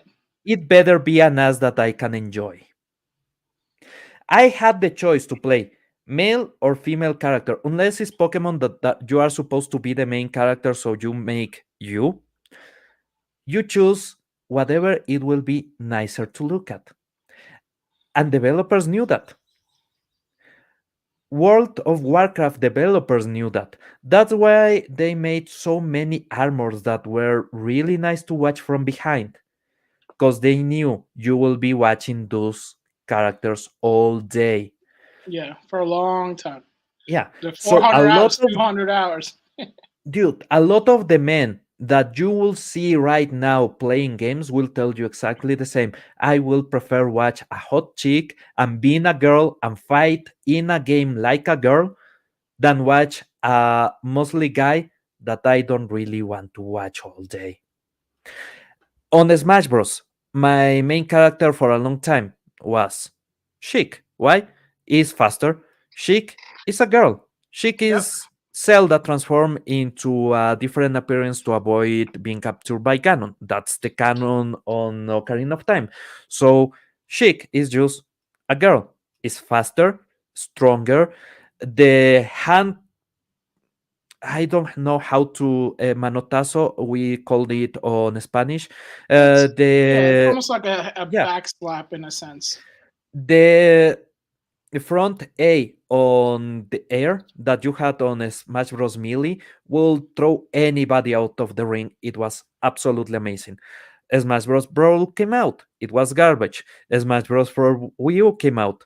Zero Sweet Samus. Why? She's hot as hell, fast as hell. Yeah. Is really weird to play against. Street Fighter, So yeah, a Street Fighter, Tekken. I mean, who do you guys? I mean, you Full play Diamond on exactly, King of Fighters. Yeah. So, dude. dude. I sent you what the actual model looks like to versus how they did it in the game on Twitter. Um, Mhm. they basically did the yeah. Look at that. Come on, You guys. had my Shiranui, Nipponichi, that Nipponichi. dude. Soul Calibur, Soul Calibur. exactly. Yes, Soul Calibur, exactly. dude. Soul Calibur. Like, dude, come on. Are you serious? But this is how this company is making money. Look at this. They want you to put no. Hold on. Hold on. Everything. These guys want you to pay $120 for this game. Look at the model. This is an affront to all Dude, Latinas everywhere.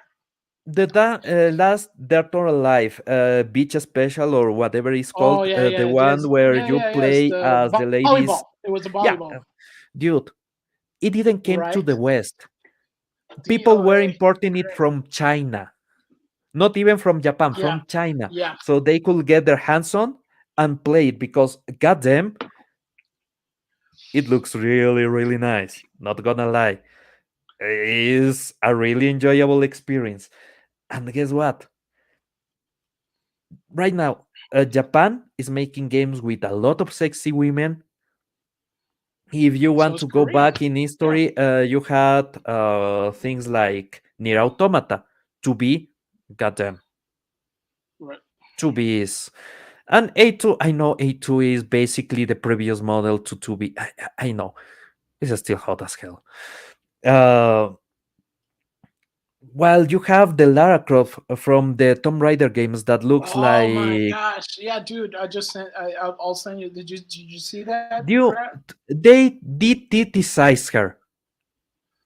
No, How do you remove the that's most important crazy. asset from Lara Croft? And That, yeah, Western games. The only reason to buy the New Horizon Forbidden West or whatever it's called is because there's a book where you can see Aloy's nipples. That's that's actually true. They model the full. Have you seen her potato face? no. Aloy on uh, the newest Horizon game looks like a potato. Her face is terrible. She looks like Nikado Avocado, and it's not a joke. She looks like Nikado Avocado for real. So you will say, well, that's absolutely the intent. They were trying to go into that shape and everything. If you see the body, they took the curve to fully texturize the nipples and make her the most gorgeous redhead that you can ever imagine under the clothes. But the part that you actually see, because she's fully clothed all the time, you never see her body. The part that you actually see is of a man that eats tons of food on stream. I'd share with you So the she Tomb has the Raiders, body what of they a were. model, and they took the care to fully make every asset of her body model perfect and is covered. The face that is the only part that you see looks like garbage. That's Western gaming In a complete in a no. nutshell. This is completely this right here. But then Pablo, check out what Yeah, I just sent. I'm going for that. Literally, this is Western. This is Western gaming. This is what we're fighting. This is the most ridiculous thing ever. Can you blow it up a little bit? That junk is crazy. This is why. I mean, they're already messing with Laura Croft. British adventurers Laura Croft will transition. They didn't use that, right?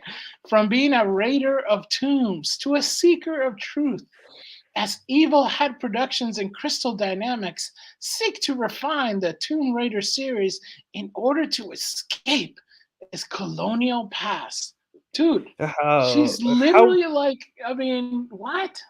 how much money did Crystal Dynamics lost to Square Enix by fucking up the Marvel game, the Oh Avengers my game? gosh, wasn't it It like was $200 million or something? like it was a stupid amount of money. It was over the $100 million, if I remember correctly, that they lost to everybody by doing their Avengers game, where instead of playing a real Avengers You pay game, you Kamala, played as Kamala, yeah, Kamala Khan. Yeah, right. And did you see how they made Black Widow and Captain America look all square and stuff like that. Well, the same thing they Yeah. did to Laura Croft. I mean, it's crazy. So yeah, And these games are dude, expensive. look at the what characters. is that, right? Okay, fat black lady that may be a man. Maybe We don't know that. We don't know. Hey, Yeah. we don't want to assume, right? Yeah, I'm not assuming. I say she may be a man because at this time where you see a really fat woman that is ugly, maybe a man. Just saying. That's a man, She may baby. be a man. There's Sorry if another that gets dude. me into trouble, but is reality. Previously, you saw a fat woman that is really ugly, and you will say, well, that's a really ugly fat woman. No, you see a really ugly fat woman, and you are, that may be a man. That's the society that we live on. Anyway, you have this chick that looks like a man. You have the companion from the other games that was really useless, and I really didn't care about him. And you have an angry lesbian. That's Tomb That Raider. could be a guy that's transitioning. That could be. Her face doesn't look like a bunch of hormonal treatment, but maybe. This you can have your doubts. Yeah, how much is this game? Do you have the clip of what the hell is even that? This is that clip. We got no. Yeah, exactly. Let's do that live. What the hell is even that? See, it's production value here at Midnight Session is video. This is the reality of the gaming industry. There you go. That's Western thing, right? They are no longer interested on your money. It's Womb Rider. No, Womb Rider is the porn parody for Tomb Raider. It actually exists. Oh my gosh! You can search for that's it. probably better than this then. Dude, because the girls there probably don't look like dudes. But how bad is it that porn parodies are basically doing costumes better than actual? That's right? What I was going there because have you seen the costumes for Madame Web? Oh yeah. Well, they weren't that bad on that. When they make that photo where they are in the window and you can see the full costumes of every single one of the protagonists, my only thought was, I cannot wait for the porn parody. That's funny. Because I didn't care about that movie, but trust me. No, but the problem is neither did the producers and the writers. It's the same as on Captain Marvel. The porn parody of Captain Marvel, The Suite, is better on the porn parody than on the actual movie. It's crazy. It's not joke. It's better made. The feed is better. It has everything that should have from the comics. It's perfect. It's the parody. I mean, if you go to Instagram right now and you just look at Tomb Raider cosplay, right? It's way better than what they did in that last movie. It is. I mean, the same thing in the games. They're trying to make something that is not there because they're just getting to these positions. They're not really there by merit. These are not the programmers, by the way. The programmers are like me and Pablo. We're basically just nerds out, just coding away or creating things, and no sleep, running on caffeine and hopes and dreams, right? Those are not the enemy. The enemy is the guys that go like, no, you have to do this because it's obviously that somebody that can't even get through the hole that you just dug to go into the relic room is able to do all kinds of stuff. But they no longer care. This is what I have noticed. They don't longer care about your money. Yes.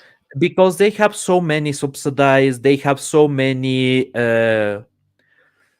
security networks in case of the game not selling, in case of they losing money. They don't care about your money. They don't care about selling you stuff. Movies, for example. If your movie flops and it was really inclusive, You can get a lot of money from the government that will patch up a bit of that investment. Also, you can do a tax write-off of that, so you will cut on the taxes, and you will get a lot of money from other industries that are trying to make you part of their propaganda. Right. So instead of you making money through selling the game or selling the movie, you make money through not selling it. And that's something that, if you know the history of video game movies, it's something that has been happening from the get-go. The bad video game movies were because there's on Germany a tax write-off that you can do that actually triggers another thing, that is the government compensating you. So you lost, let's say, $4 million. You will recoup $5 million. Right. Because So that's you the make government paying you to do your movie, even if nobody's watching it. The same thing they exactly. did in Argentina.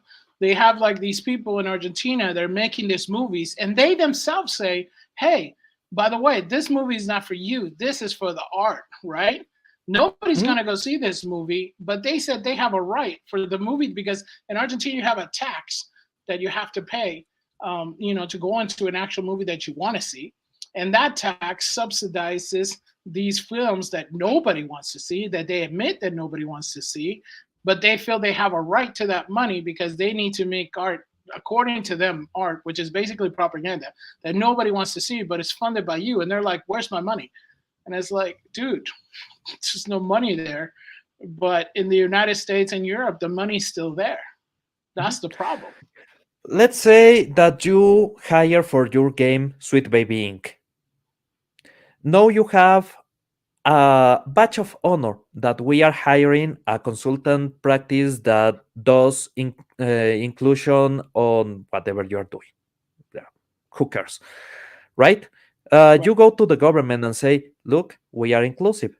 This is certifying from a company that works with the government, saying that we are inclusive. We are going to lose money on this. Can you cut everything from our taxes next year? And the government will go, okay, that's it. That's the scam. And yes, current development and current Hollywood is a scam. I will Yeah. say it openly. I don't care anymore. Everything that I love has been destroyed by these absolute idiots. So I have no issue saying the truths like they are. Even what they did on Doom 2 is because they wanted to eat government money. Right. It's And not that's, because it, yeah, I mean, dude, it's, that's on everything. yeah, it's kind of like something like happened. One of the recent movies, what was Monkey Man, right? And Dave Patel, obviously he's getting money, so of course he's like, okay, so part of his revenge, his John Wick revenge movie shot in India is now including a Transformer, anthology in Decepticon? it.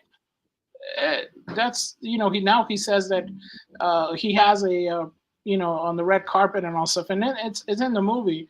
It's got an allegory of Transformers. You know what I mean by Transformers. Um, and so you're like, okay, why did he have to say that? Why is that even included? You could tell it's kind of like slid in there because you want to get the movie made. You want that money, and that's another Mhm. reason why nobody asked for this video game. A lot of the movies that we asked for, nobody asked for the acolyte. Nobody asked for these things. They want to make them because they get money from somewhere else. They're getting The money from you. Acolyte, okay, the Acolyte only exists because Caitlin Kennedy wanted somebody to be shut up about whatever deals she had with Harvey Weinstein. She wanted basically Headland to shut her goddamn mouth, get a paycheck in a way that she can justify, and that's it. That's the whole reason why that series exists. That's the whole reason why Leslie Headland is hired, is because Caitlin Kennedy did something so dark, so wrong, that she needs to give shush work to the enabler of Harvey Weinstein's crimes. That's it. I don't care. As I said, I don't give a shit anymore. They have destroyed everything that I love. They can kiss my ass. But going back to that, where you were talking about Pablo, did you get the bridge stuff? I think it was. Want me to bring Bridge? Yeah. I So will I give guess you when we were Bridge. talking about bridge, and then that's something that this all ties together. I know that we've been kind of going all over the place today, but that's because anybody that's neurodivergent like we are, unfortunately, dudes, I'm our not minds are all over the neurodivergent. place. I'm just retarded. Just retarded. That's we're old school retarded. Dude, I remember an era where you could say, I don't give a fuck, and not justify yourself by saying, but I have this issue in my brain. Dude, the only issue in your brain is communism. There you go. It's like to double read. This is Bridge. So this is Okay? bridge. This is the scariest freaking thing ever. This is, how I made a joke about it in the thumbnail. If you guys saw the thumbnail where the Supreme Court Justice of Brazil, he's got his little getup and it basically looks like Darth Vader. This is the empire right here. The Wait, funny thing is everybody that thinks about like they're part of the rebellion, they're really part of the empire because this I bridge is completely the empire. I can tell you exactly what they are using on the software on this page just by seeing that goddamn particle effect. God damn it. And the reason you guys are seeing that is because Pablo has a really good software that helps with all the stuff that No, they're trying to find out where every he's. single browser, if you want to, let's say, attack something or change text or anything, you can just right click, inspect element. There you go. That's the code. You want to modify the code in any way, double click. There, There you go. that's it. Now you know how to fake Twitter stuff, because a lot of the fake screen grabs that you get from Twitter is people just overwriting the text on the tweet by overwriting the code. That's is really easy. It's really simple. Who cares? By the way, your site is really hackable. If you don't, just say in breach. If you don't have a really nice way to protect yourself, that component, I stopped using it like 2 years ago. Bad code, you're saying. Exactly. Anyway, But so it and you see how they word it, right? It's all part of the community. It look at wants to this. it wants to help you out. It wants to be your Look at friend. what they are tackling. Once you What's put the up the first item? IMAX. You want your film certified to be for IMAX? Guess what? You have to pay these bitches. and why is that important right now? I know what you guys are saying because IMAX is a premium thing, and it's a Chinese premium. I don't change. have IMAX, but the thing of it is, a lot of the money that's coming into movies from nowadays are coming in from the premium viewerships. Meaning, if you want your movie to make money, it better be on something premium like IMAX. And this is they're gatekeeping IMAX. You want IMAX? You have to include all this stuff. What's some of the stuff you got to include, Pablo? Okay, this is what they say on their page. Inclusion is good for business. Bridge IMAX. Introducing Bridge IMAX, a revolutionary framework that reveals 72 business practices across 5 dimensions in the organization, laying the foundation for building inclusive brand and companies. By measuring inclusion maturity at both the brand and company levels, IMAX equips diversity, marketing, and business leaders with the following inclusion assessment. Determine where gaps exist across the organization. International prioritization processes. Be international about your focus on priorities for low hanging and longer term practices. Low hanging fruit normally is already rotten. Uh, Capability building. Implement the capabilities you need to bridge those gaps. Maximizing inclusion for businesses' growth. Bridge IMAX.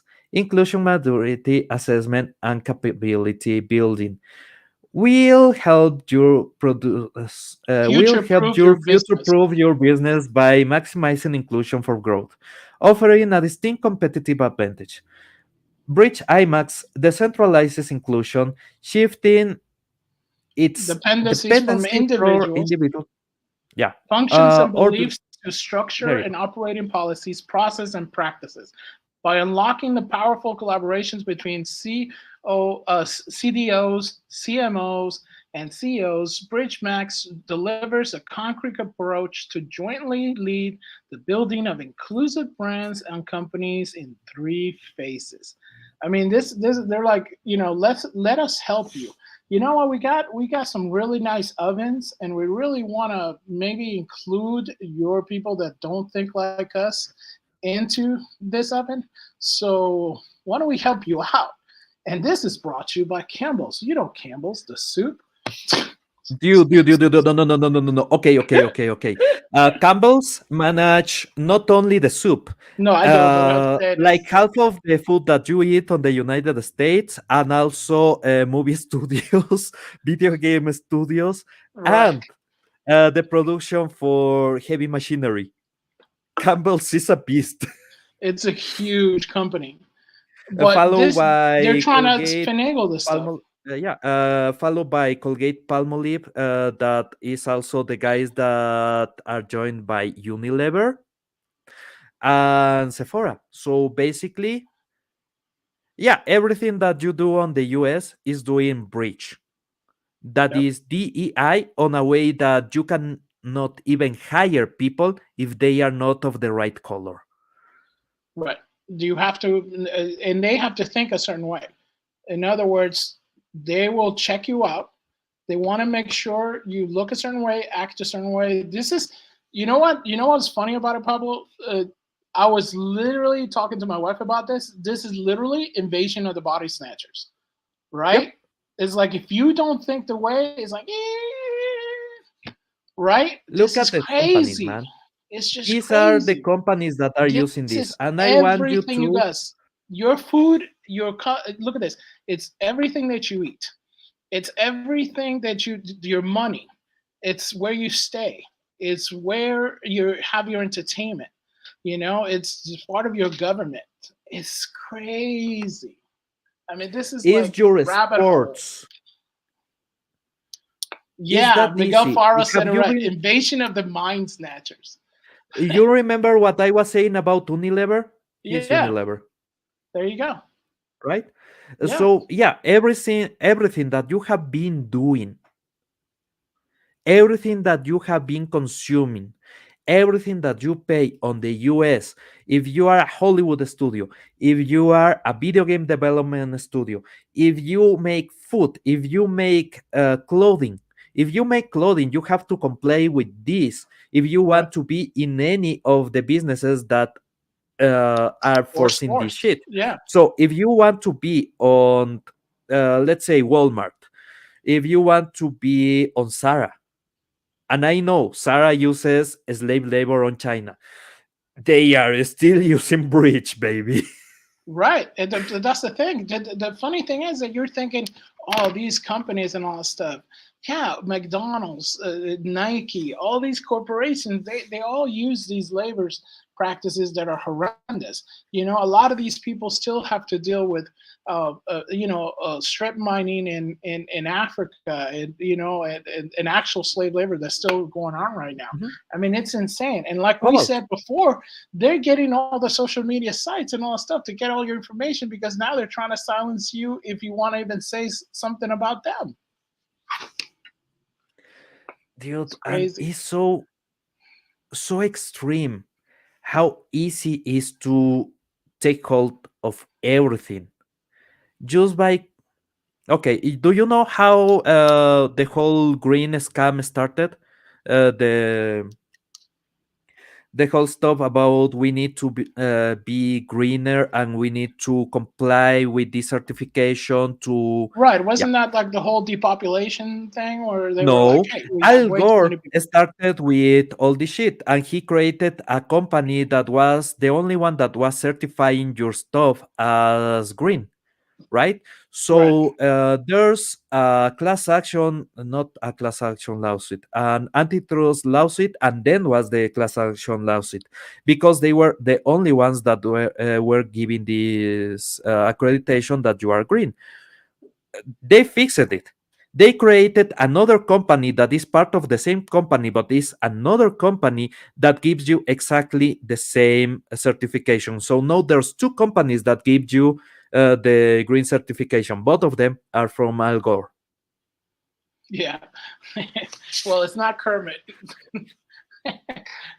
Devon says Kermit's the only one who needs to be the greener. Dude, I was saying earlier on this show that maybe, just maybe, what Alex Jones was warning us about was Kermit.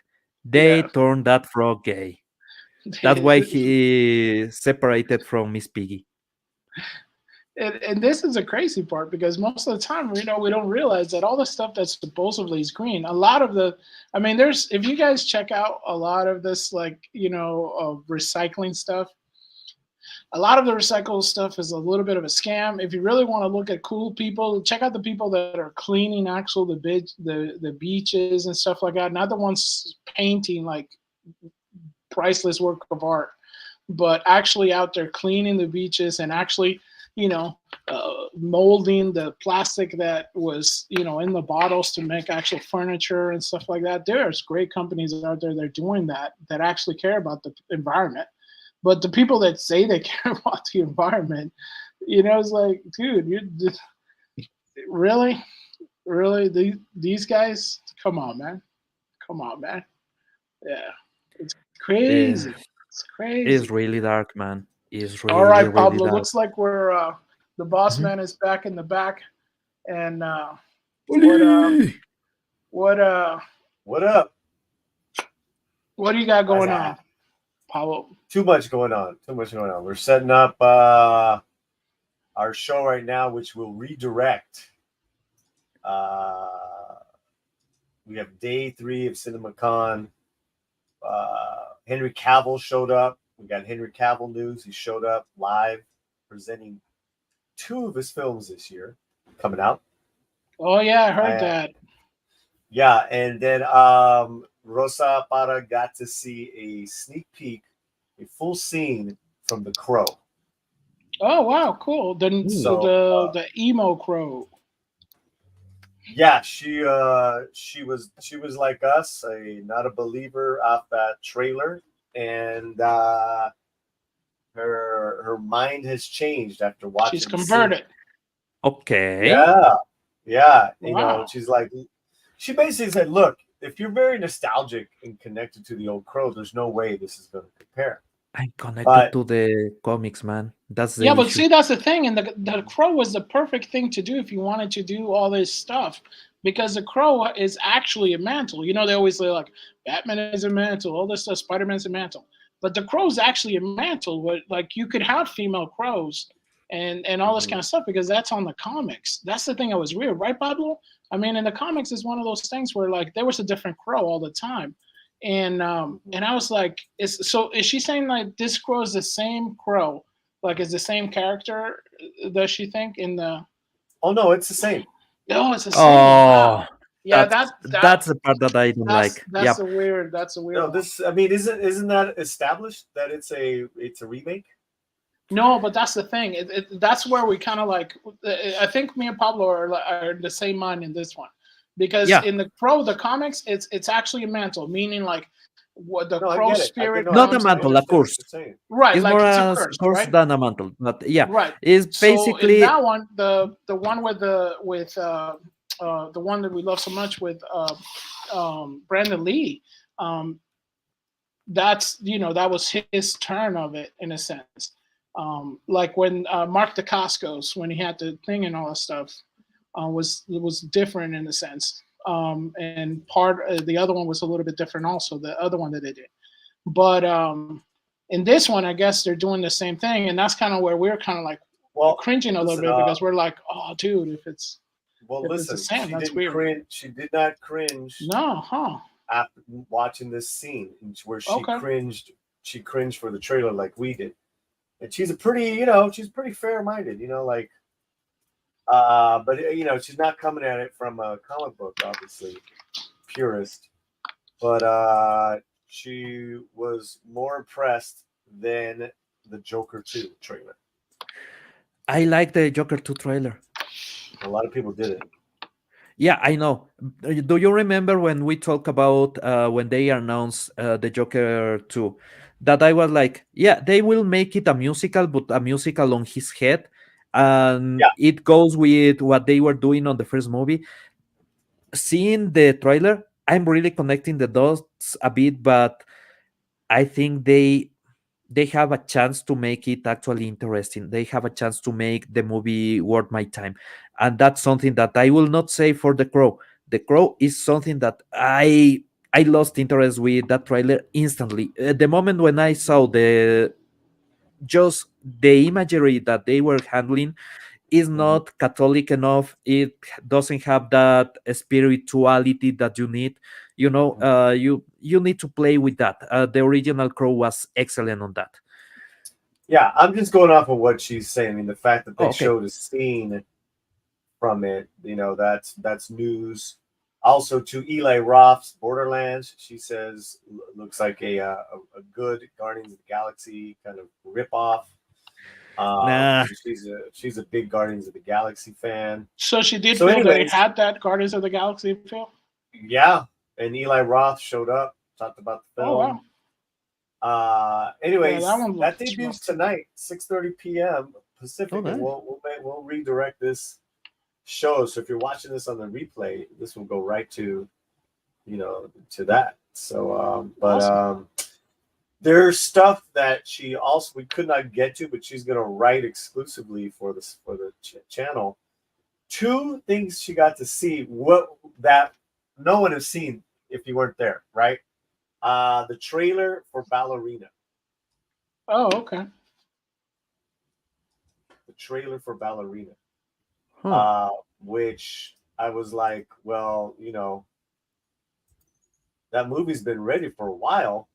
Right. Yeah,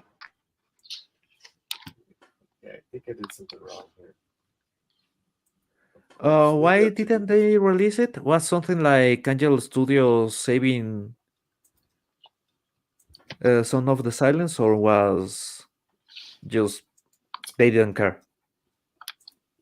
They pushed it back a year, Ballerina, because they wanted to redo the action scenes. So that's not good. So she's going to go into detail on what she saw in the trailer, and then also the Michael Jackson movie, the trailers. Right. I don't have a ton of my family is looking forward to that. Yeah, a lot of people are, man. Yeah. My whole family is big Michael Jackson fans. We have the dolls and everything. Yeah. Come on. And Antoine Fuqua, he always doesn't disappoint. So that's always good. All right, Pablo, what you got going on? More videos coming on my message. This Friday, I guess we are doing free topic on Nick Weisers, but Debo Martin will be joining us really soon for Amazing Spider-Man. You're doing Spider-Man, right? Amazing Spider-Man number 41 to 60. So yeah, we are. I think it was on around 70 that they changed the artist. Yeah. But anyway, we won't get to the first appearance of the Prowler, but we will get to a lot of first appearances, and we get a lot of cool stuff. So yeah, soon we will be reviewing Amazing Spider-Man on Comic Book Talk, and it will be amazing. And Debo Martin will be there as always, we discuss Amazing Spider-Man, and he's a blast, man. I will say That's awesome, man. old school Spider-Man is Yeah. absolutely awesome. And dude, this is not even Mary Jane territory yet. Right. Mary No. Jane is still appear. She will appear, but Mary Jane territory is after the day when Stacy died. That's Right. 121, 122, and afterwards is all Mary Jane. No, this is we are still on when Stacy. We are still Becky will appear a couple of times, I guess. Dude is just a Spider-Man old school. That's Is awesome. really, really good. Oh So yeah, man, Spider-Man Old School is the best Spider-Man Old School. I mean, it's so great. I mean, oh boy, it's just when you look at new Spider-Man and they have like so many, it's so ridiculous. But old school, man, Dima says he's been in more streams with Pablo than anyone else. dude, and it has been a blast. Every single time we talk about crazy good comics, so it is great. Awesome. And when's that coming up, Pablo? From the beginning of May, every single show of May will be Amazing Spider-Man. Okay, cool. All right, Yeah, and that's so going to be on live. Nick Weiser's channel. So it's 32 Flavors of Nick Weiser. You know, you guys check out Pablo on that. Yeah, I think thank you everybody in the chat for hanging out with us. Crazy, neurotic, slightly retarded, but you know, fun folks here at Midnight's Edge in Espanol. Don't forget, our stream's gonna redirect later to Latino Slant, where we have live coverage of CinemaCon. So it's gonna be awesome. Thank you everybody for coming. Please like, share, and subscribe. And yeah. We'll catch you on the flippity flip. Anyone that's new from Midnight's Edge, please subscribe here and subscribe to the Latino Slant. Thank you all so much. Gracias, mi gente. Muchas gracias. Peace, love, and hair grease.